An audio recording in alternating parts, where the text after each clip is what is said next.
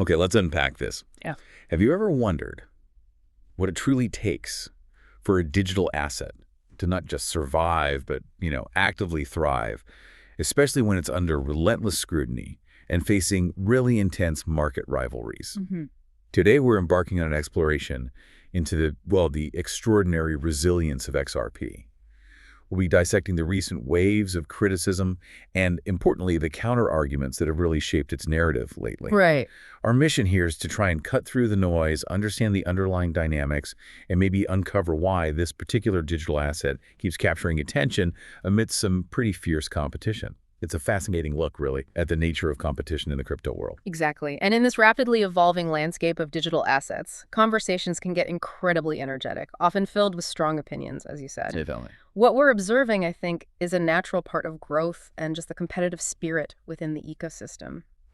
This session should help us understand not just what people are saying, but critically, why it matters for the broader financial landscape. It offers insights into the diverse and actually often complementary roles that cryptocurrencies like XRP, Chainlink, and Litecoin are aiming to play.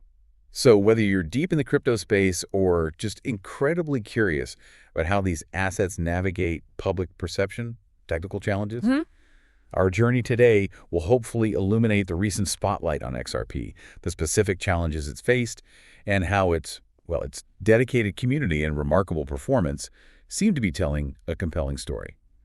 An asset holding its ground.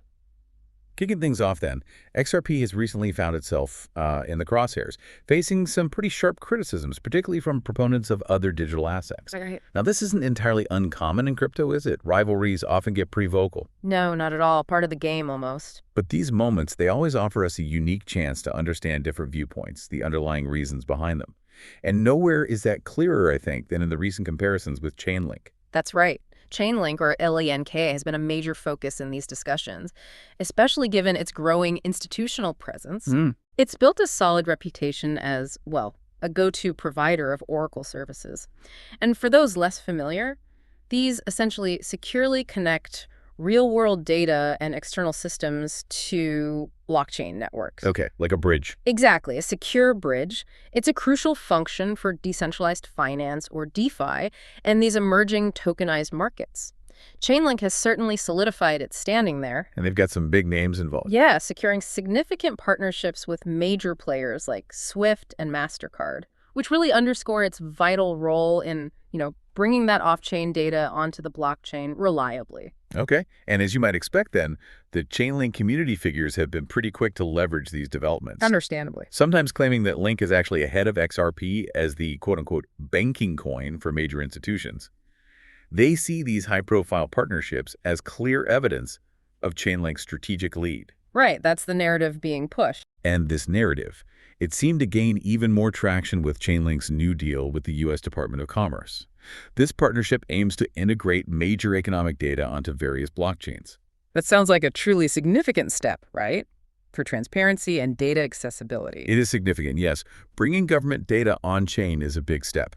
However, the XRP ledger was, conspicuously not included in that initial rollout. And critics swiftly jumped on this, interpreting it as a government snub, implying a lack of trust, maybe, in XRPL's capabilities or integrity. But from a technical perspective, is that really a fair assessment? What's the reality behind this exclusion? That's a critical question, and XRP proponents naturally pushed back hard on this narrative. Okay. For instance, VET, who's a prominent validator on the XRP ledger's Decentralized Unique Node List, or DUNL, offered a different perspective. What was the take? Explained that the issue wasn't really about bias against XRPL, but rather an infrastructure matter. Simple as that, really. Infrastructure. How so? Well, he pointed out that the government's initiative primarily leveraged Chainlink and Puth, that's another leading Oracle network, and at the time, neither of those platforms had yet integrated support for the XRP ledger. Ah, okay, so it wasn't ready on their end. Exactly. So the network simply wasn't part of the rollout due to existing technical integration realities. It wasn't about a lack of trust or some deliberate exclusion, more about where the existing integrations already lay. That definitely reframes the situation. Yeah. Moves it from, perceived bias to practical technicalities. Makes sense. It does. But even with that clarification, did the narrative of capital rotation, this idea of money moving from XRP to Link, Does that gain any real traction? Because some Chainlink advocates were certainly suggesting investors were shifting their allegiance. Indeed, those claims were circulating, yeah. However, attorney Bill Morgan, who's a keen observer of the digital asset space, pretty much dismissed these capital rotation claims. How did he do that? He used recent chart data, showed that far from seeing a mass exodus, XRP was robustly holding its ground against Chainlink, and, in fact, had delivered stronger gains this year compared to Chainlink. Really? Stronger gains? According to the data he presented, yes. So the data offered a clear story of performance that just didn't seem to support that particular narrative of capital flight. So the numbers were speaking for themselves, basically. Pretty much. And former Ripple developer Matt Hamilton also stressed a crucial point, didn't he? Something that maybe both communities should recognize. It gets to the heart of understanding these assets properly. Absolutely. Hamilton emphasized that XRP and Link serve very different purposes, fundamentally different. Okay. XRP is primarily designed to drive payments and settlement. It focuses on speed, low cost, reliability for things like cross-border transactions, and providing liquidity. Right, the original vision. Exactly. This is quite distinct from Link's primary role, which is powering those Oracle services we talked about, securely connecting external data to smart contracts. So different tools for different jobs. Precisely. Hamilton argued these roles are complementary rather than inherently competitive. He even pointed out that Linear doesn't have its own native chain like the XRP ledger does, meaning it primarily operates on and serves other blockchains. Ah, interesting distinction. Yeah, which further illustrates their distinct functionalities and, really, their different value propositions within the broader ecosystem. Yeah. It's not necessarily about one being better, but more about appreciating their unique and valuable contributions. That concept of complementary, not competitive, that's a really crucial lens, isn't it? To view the entire digital asset ecosystem. I think so. It challenges the common market narrative of just direct rivalries everywhere, suggesting that true innovation often lies in specialization. Well put. But okay, if the Chainlink comparison largely boils down to different purposes, that didn't stop other players from entering the arena with their own critiques, and Litecoin, maybe surprisingly, decided to jump into this fray with a rather pointed jab. That's right. The official Litecoin account made a public comment that essentially mocked XRP's adoption story, which, as you can imagine, sparked quite a reaction from the XRP community. I bet. It's another vivid example of how energetic, maybe even heated, these rivalries can get sometimes. Definitely. So how did the XRP community, or maybe specific figures within it, respond to Litecoin's challenge? Well, attorney Bill Morgan, once again, stepped in to provide a pretty clear comparison. What did he focus on? He contrasted XRP's current market ranking and its rising market cap with Litecoin's, well, steady decline in those same metrics over a similar period. Ouch. Data again. Data again. But perhaps more importantly, he highlighted XRP's significant role in major policy conversations, including its presence at a White House crypto roundtable, for instance. That's notable. Very. This indicates its continued relevance in the broader regulatory and financial context. In stark contrast, he suggested, to Litecoin, which has largely faded from relevance in those kinds of high-level discussions. So the argument is that relevance isn't just about price charts. Exactly. It's also about participation in the wider financial dialogue and, crucially, policymaking. Where does the asset fit in the bigger picture? It's clear, then, that many in the XRP community felt these criticisms were pretty unwarranted, seeing them perhaps as strategic attacks rather than genuine concerns. That seems to be the feeling. Digital asset investor, who's a prominent voice within the community, basically brushed off claims of XRP holders abandoning the asset for Chainlink or others. He characterized these ideas as nothing more than a fear campaign. FUD, fear, uncertainty, and doubt. Right, designed to create doubt and undermine confidence. It really paints a picture of a project with a strong, dedicated community that has maybe learned to navigate these kinds of narratives over time. Indeed, it speaks to the conviction of that community. In this space where information spreads so rapidly, such campaigns can be potent. It makes a community's resilience and its ability to articulate their counter-narrative even more vital for sustained growth, I think. Yeah, absolutely. And it wasn't just community-level skirmishes or comparisons with other coins. Even outside these more direct rivalries, XRP faced a sort of subtle jab from an industry leader. Oh, who was that? Swift's chief innovation officer, Tom Zeshak. He publicly argued, and this was interesting, that surviving lawsuits does not prove resilience. Okay. He went on to say that real adoption depends on trust and shared governance, not legal battles. Now, while he didn't directly name XRP, it certainly seemed aimed at its well-documented legal journey with the SEC. It certainly sounds like it could be interpreted that way. It's a provocative statement, isn't it? Yeah. Implying that overcoming legal hurdles doesn't necessarily translate to market trust or true resilience. It is indeed provocative. And it raises an important debate. What truly constitutes resilience in the digital asset space? Is it just market performance? Is it technology?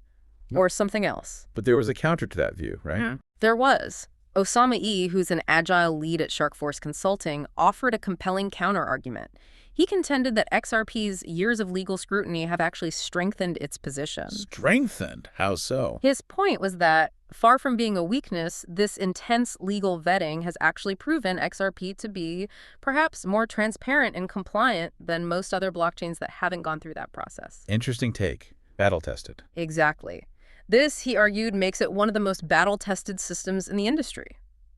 The legal challenges, in this view, weren't an impediment, but a crucible that forged greater strength, clarity, and reliability, ultimately building a different kind of trust, one forged in the fires of regulatory examination. That's a really powerful reframing of the situation, suggesting that what some see as a major drawback, others interpret as a testament to its foundational strength and transparency. Precisely. Two sides to that coin.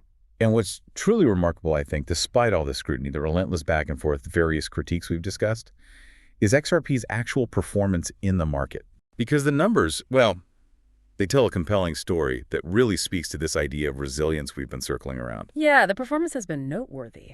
It has kept its momentum, standing out as one of the biggest gainers in the past year, up an impressive, get this, 403% within this period. Wow, 403%? That's significant. It really is. And this is despite a more recent drop, bringing it to around $2.82 at the time of reporting.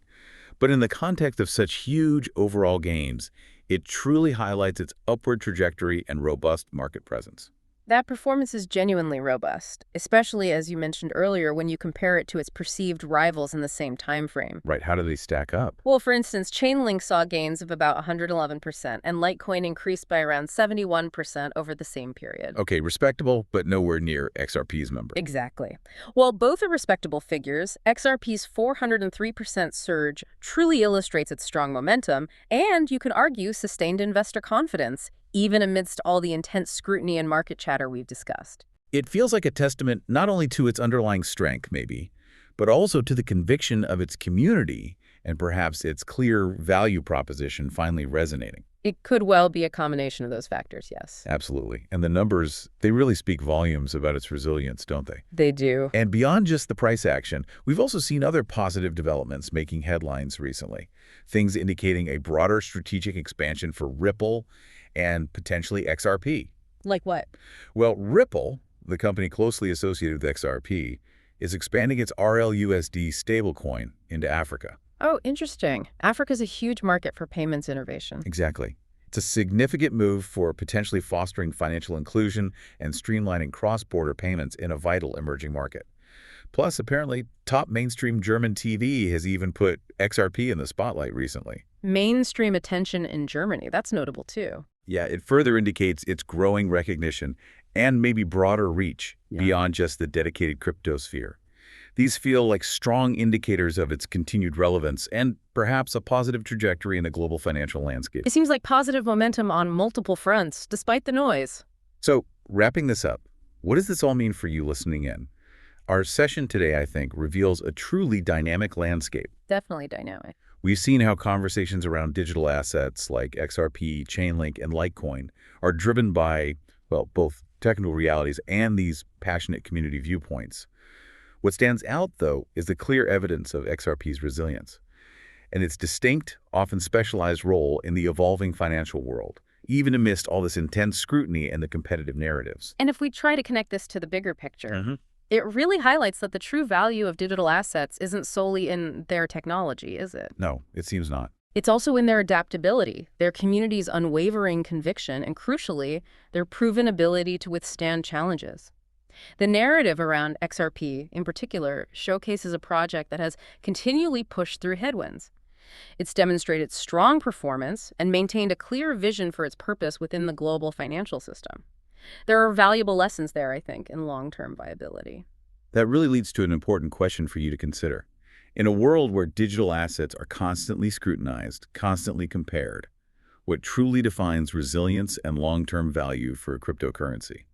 And how will that understanding shape your perspective on the next wave of innovation? A good question to ponder. Thank you for joining us on this exploration of the crypto landscape today.